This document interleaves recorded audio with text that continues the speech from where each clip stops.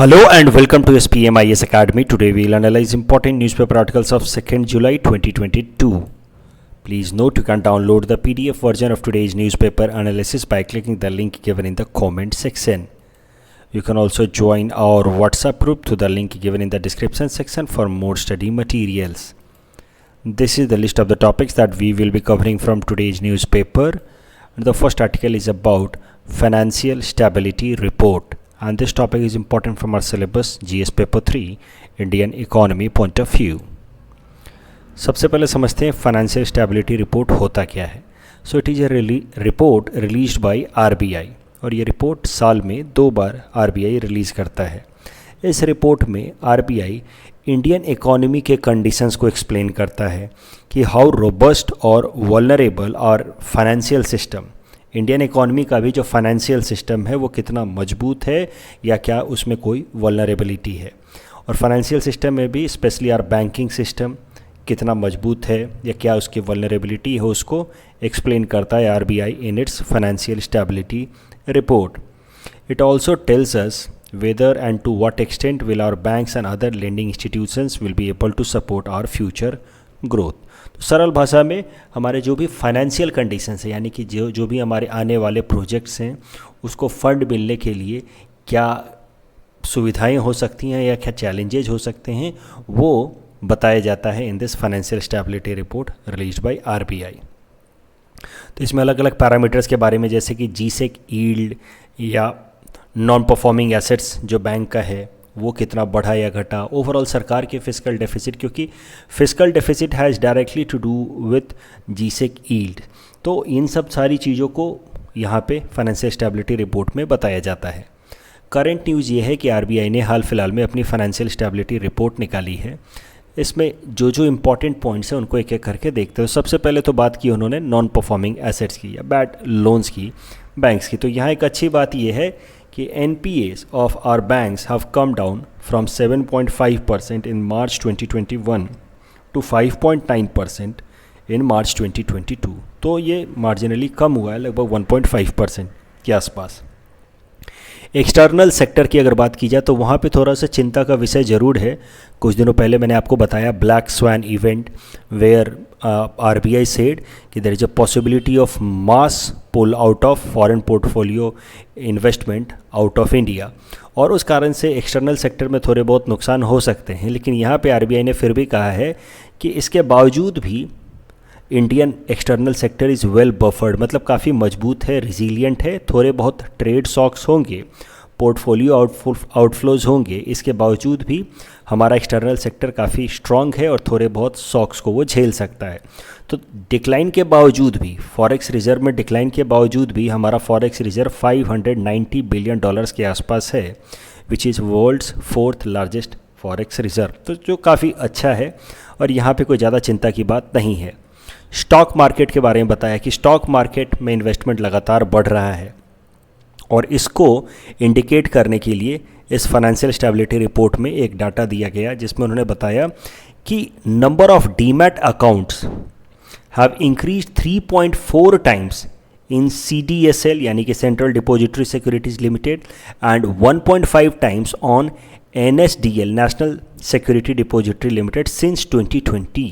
तो ये बहुत बड़ी बात है. 2020 की तुलना में अभी तक 3.4 टाइम्स CDSL और NSDL में 3.4 टाइम्स और 1.5 टाइम्स रेस्पेक्टिवली यहाँ पे डीमैट अकाउंट्स ज़्यादा खुले हैं. डीमैट अकाउंट्स वो अकाउंट्स होते हैं जिनकी मदद से लोग जो हैं शेयर्स खरीद या बेच सकते हैं. तो ज़्यादा डीमैट अकाउंट खुलने का मतलब है कि people are willing to invest more and more in stock market. ये CDSL और NSDL क्या है, इनको एक एक करके देख लेते हैं. देखो, सरल भाषा में बताएं तो जैसे बैंक के अंदर हम अपना पैसा रखते हैं और वो पैसा हमें डिजिटल फॉर्मेट में दिखता है, राइट. आपका मान लीजिए बैंक में 1 लाख रुपया जमा है तो आपको अकाउंट में दिखता है ना 1 लाख रुपया जमा है.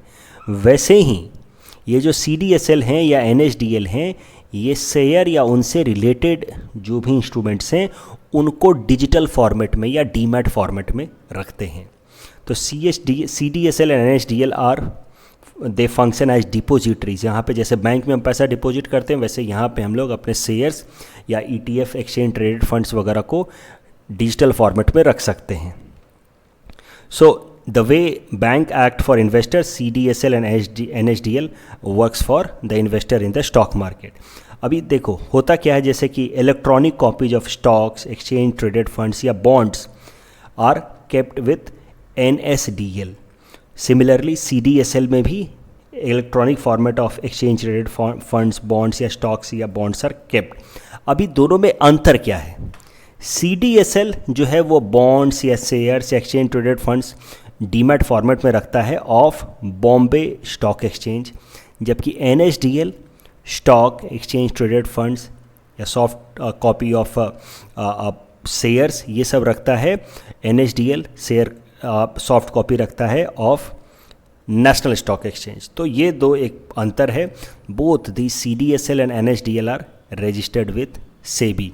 ध्यान रखिएगा, इससे रिलेटेड यूपीएससी ने 2021 में प्रीलिम्स में सवाल पूछा था कि they are registered with SEBI और RBI, तो इसका ध्यान रखिएगा. इससे रिलेटेड एक प्रैक्टिस क्वेश्चन मैं आपको दूंगा. The fourth important provision or point in our financial stability report is about fintech industries. तो fintech industries वो होते हैं जो फाइनेंशियल फील्ड में टेक्नोलॉजिकल सर्विसेज प्रोवाइड करते हैं. These are known as fintech industries. For example Razorpay, Paytm, BharatPe, policy बाजार, credit. तो अलग अलग फिनटेक इंडस्ट्रीज़ हैं जो फाइनेंशियल टेक्नोलॉजीज़ को वो प्रोवाइड करते हैं. अभी फिनटेक में सबसे आगे पेटीएम चल रहा है ओवरऑल मार्केट वैल्यूएशन की बात की जाए तो. फिनटेक को लेकर के क्या कहा है फाइनेंशियल स्टेबिलिटी रिपोर्ट ने? उन्होंने कहा कि देखिए फिनटेक मार्केट काफ़ी ज़्यादा बढ़ता जा रहा है और फिनटेक मार्केट इंडिया के अंदर 2020 में it was valued somewhere close to 50 to 60 billion dollars, but it is expected to grow 3 times by 2025.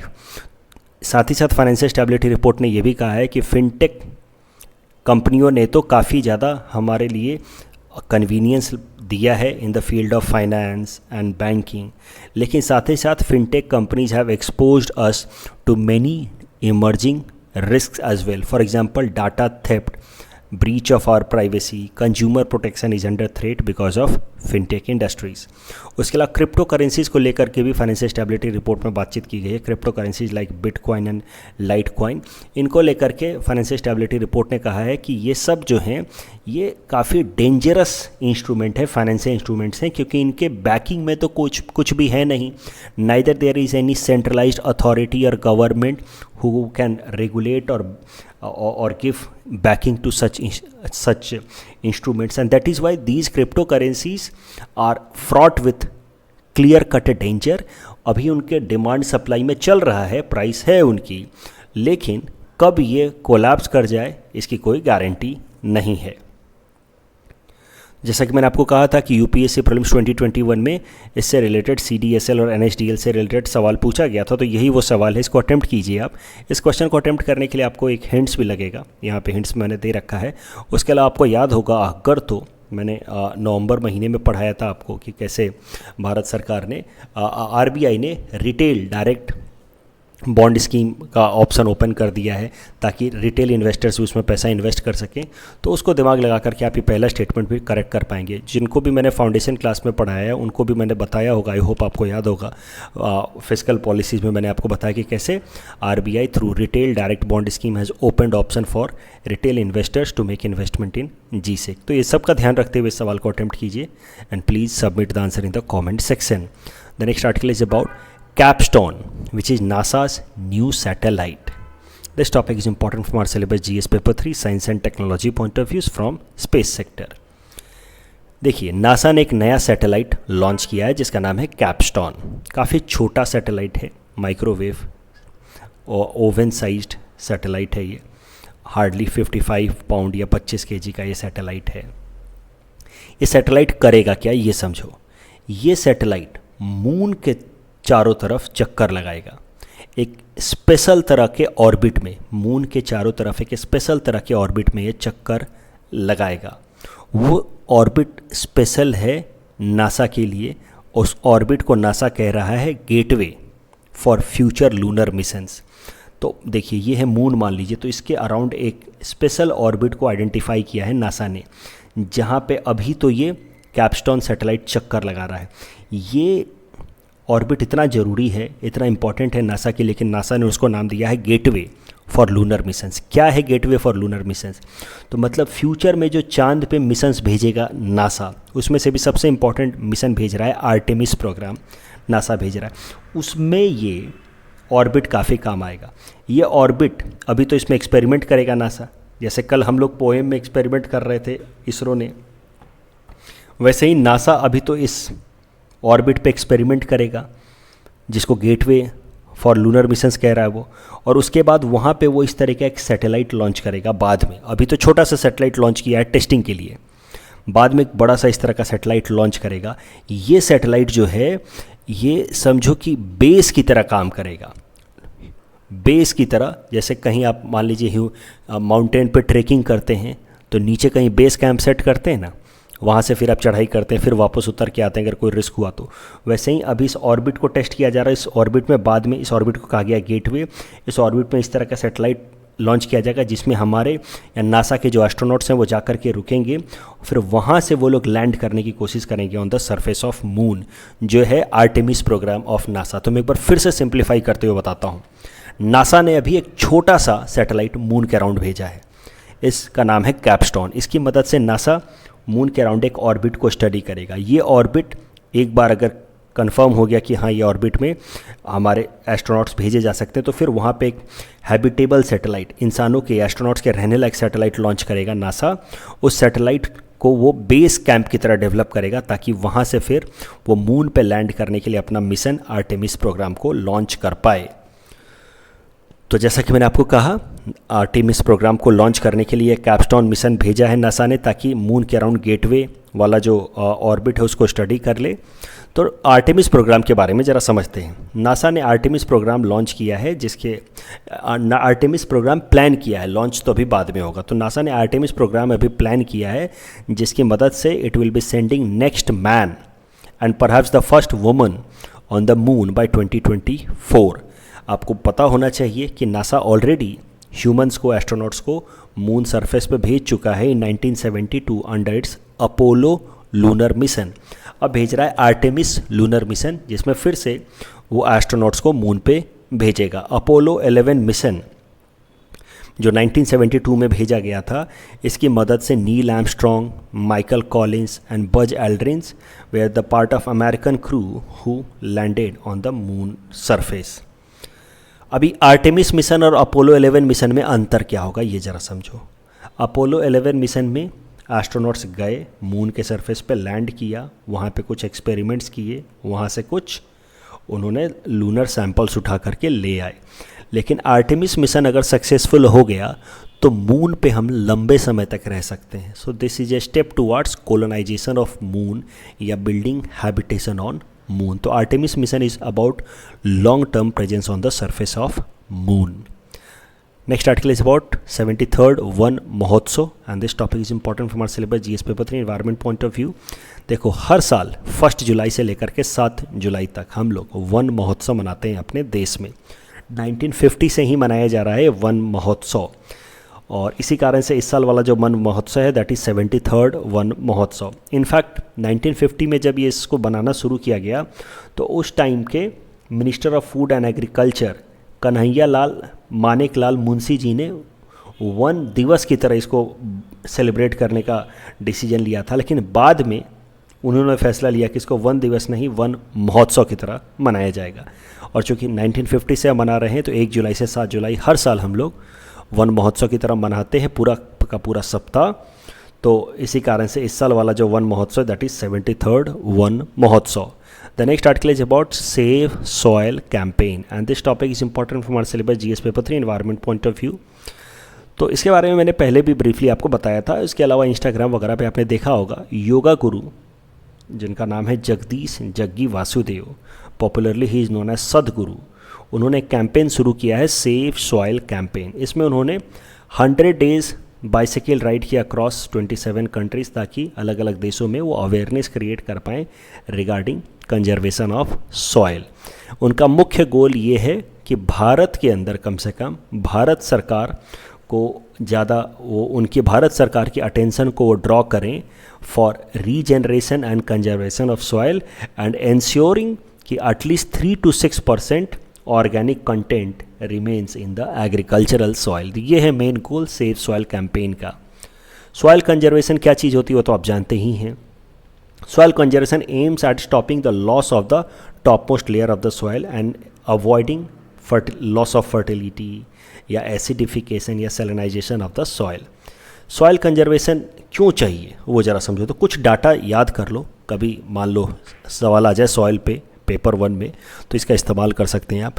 Food and agricultural organization FAO जो यूनाइटेड नेशन की एक स्पेशलाइज एजेंसी है, उसके हिसाब से उसके report state of land soil and water report के हिसाब से 1660 million hectares, that is somewhere around 29% of world's soil has been already degraded because of human induced actions। तो हमारी हरकतों से आप कहिए, पेड़ को काटने से लेकर के ह्यूमन सेटलमेंट से लेकर के रोड बाकी इंफ्रास्ट्रक्चर बनाने के कारण ऑलरेडी 29% लैंड को हम लोग डिग्रेड कर चुके हैं। डिग्रेड मतलब उसकी फर्टिलिटी को पूरी तरह से ख़राब कर दिया है, जहाँ पे अब कुछ भी वेजिटेशन नहीं उग सकता। तो 29% लैंड को हम ऑलरेडी डिग्रेड कर चुके हैं और यही कंटिन्यू रहा तो आने वाले 30 से 25 सालों में दिस नंबर में गो अप टू 50%। और इस कारण से सेव सॉइल कैंपेन एम कर रहा है कि इस प्रोसेस को रिवर्स किया जाए। जो हमने 29% सॉइल को डिग्रेड कर दिया है उसको रिवर्स किया जाए, कम किया जाए रादर देन इसको बढ़ने के।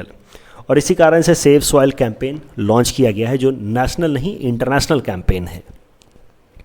करंट न्यूज़ यही है, सेव सॉइल कैंपेन तो वैसे पहले ही लॉन्च हो चुका है, लेकिन सेव सॉइल कैंपेन कल गुवाहाटी के अंदर सेव सॉइल कैंपेन शुरू होगा डॉक्टर भूपेन हजारिका समाधि क्षेत्र से, and it will move to police Bazar in Shillong. तो कल यहाँ सेव सॉइल कैंपेन में आप भी हिस्सा ले सकते हैं। The next article is about different agricultural initiatives taken by government of Assam. This topic is important from our syllabus GS paper 5 Assam issues point of view. देखिए, आसाम सरकार ने एग्रीकल्चर सेक्टर को डेवलप करने के लिए 4 मेजर इनिशिएटिव्स लिए हैं, which is very very important from APSC mains perspective. Assam millet mission, Assam fodder mini mission, seed vertical and natural farming. Assam millet mission देखते हैं। इसका मुख्य गोल है मिलेट के कंजम्पशन को हमारे स्टेट में बढ़ाना, मिलेट के डिमांड को बढ़ाना, मिलेट की प्रोसेसिंग कि मिलेट से रिलेटेड अलग अलग आइटम्स बना करके उनको बेचने, उस एक्टिविटी को बढ़ाना, millet processing. Increasing productivity of millet, यानी कि वो मिलेट पर यूनिट लैंड में ज़्यादा से ज़्यादा मिलेट उगे। और inclusion of millet in state government distribution programme. तो अलग अलग डिस्ट्रीब्यूशन प्रोग्राम होता है जैसे मिड डे मील स्कीम वगैरह, वहाँ पे ज़्यादा से ज़्यादा मिलेट का इस्तेमाल किया जाए, ये गोल है असम मिलेट मिशन का। और इसके लिए इस गोल को अचीव करने के लिए, असम मिलेट मिशन के गोल को अचीव करने के लिए डिस्ट्रिक्ट मिलेट सेल्स बनाए जाएंगे हर डिस्ट्रिक्ट में। उसके चेयरपर्सन होंगे district deputy commissioners of different districts. दूसरा है Assam fodder mini mission. Assam fodder mini mission नाम से जैसा आपको समझ आ रहा है, फॉडर हमारे स्टेट में ज़्यादा से ज़्यादा उगाया जाए ताकि जानवरों की जो लाइफ स्टॉक्स की उनकी रिक्वायरमेंट पूरी हो। और फॉडर के क्षेत्र में, फॉडर के फील्ड में हम लोग पूरी तरह से सेल्फ सस्टेनेबल हो जाएं। अभी कैसा है कि फॉडर हमें बाकी स्टेट से मंगाना पड़ता है, खरीद करके मंगाना होता है। उसके अलावा फॉडर का प्रॉपर मैनेजमेंट हो, वेस्टेज ना हो, इसलिए पोस्ट हार्वेस्ट मैनेजमेंट और प्रॉपर स्टोरेज फैसिलिटी डेवलप की जाए रिगार्डिंग फॉडर। ये गोल है आसाम फॉडर मिनी मिशन का। भारत सरकार की जितने भी फॉडर रिलेटेड स्कीम चल रहे हैं उसका फ़ायदा उठाना गोल है आसाम फॉडर मिनी मिशन का। और इसके लिए भी आसाम फॉडर मिनी मिशन के लिए एक डिस्ट्रिक्ट फॉडर मिशन सेल बनाया जाएगा जिसके DC चेयरपर्सन्स होंगे। फिर सीड वर्टिकल। सीड वर्टिकल में कैसा है कि हमारे स्टेट के अंदर सीड्स को कंजर्व करके रखने के लिए एक इनिशिएटिव लिया जा रहा है, जिसमें एक प्रॉपर इंस्टीट्यूशन डेवलप किया जाएगा जो सीड्स को कंजर्व करके प्रोटेक्ट करके रखेगा और हमारे फार्मर्स को अवेलेबल कराएगा और खासकर ट्रेडिशनल सीड्स को प्रिजर्व करके रखेगा। That is the goal of seed vertical. फिर चौथा है नेचुरल फार्मिंग। तो नेचुरल फार्मिंग को प्रमोट किया जाएगा हमारे स्टेट आसाम में, और उसके लिए अलग अलग एरियाज़ में, अलग अलग डिस्ट्रिक्ट्स को अलग अलग एरियाज़ में बांटा जाएगा और हर एरिया का एक मास्टर फार्मर होगा। उस मास्टर फार्मर को ट्रेनिंग दी जाएगी in zero budget natural farming में, और इस तरह से, और मास्टर फार्मर जो है बाकी सारे फार्मर्स को ट्रेनिंग देगा in zero budget natural farming.